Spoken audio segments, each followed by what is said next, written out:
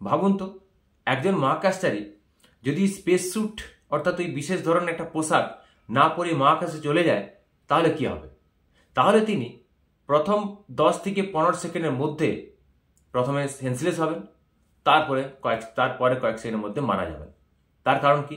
তার কারণ হচ্ছে স্পেসে কি নেই, বাতাস নেই। ফলে স্পেস হচ্ছে ভ্যাকিউম, বাইরের প্রেসার, স্পেসের প্রেসার জিরো, ওখানে চাপ জিরো।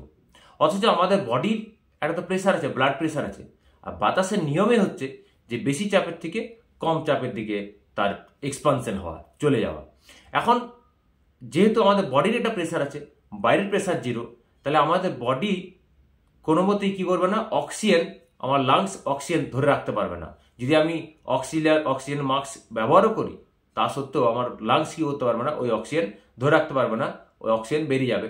অর্থাৎ অক্সিজেনের অভাবে সেই মহাকাশচারী কি হয়ে যাবে, সেন্সলেস হয়ে যাবে উইদিন 10 থেকে 15 সেকেন্ডের মধ্যে। তারপরে মারা যাবে। তারপরে কি হয়, তার বডি ফুলে যাবে। কেন ফুলে যাবে? কারণ যে কোনো, আমরা জানি কোনো একটা তরলের উপর চাপ বাড়ালে তার স্ফুটনাঙ্ক বাড়ে, যেটা প্রেসার কুকারের কার্যনীতি। আবার চাপ কমালে কি হয়, তার স্ফুটনাঙ্ক কমে, মানে কম তাপমাত্রায় সে ফুটতে থাকে। যেটা আমরা জানি পাহাড়ে গেলে কি হয়, হয়তো জল অনেক কম তাপমাত্রায় ফুটে। এখানে যদি 100 ডিগ্রিতে ফুটে, কোনো বড় উঁচু পর্বতে হয়তো সেখানে 80 ডিগ্রিতে ফুটে। তো অর্থাৎ চাপ কমলে কম তাপমাত্রায় ফুটবে। এবার স্পেসে কি, স্পেসে তো চাপ অলমোস্ট জিরো।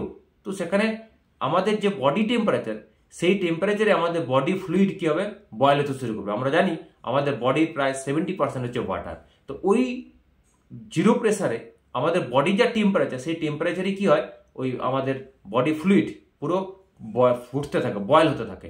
বয়েল হতে থাকলে কি হবে, আমাদের পুরো বডি ফুলে যাবে। হ্যাঁ, আমাদের যে স্কিনের একটা ক্ষমতা আছে যে পুরো ব্লাস্ট করবে না, কিন্তু কি হবে, ফুলে যাবে।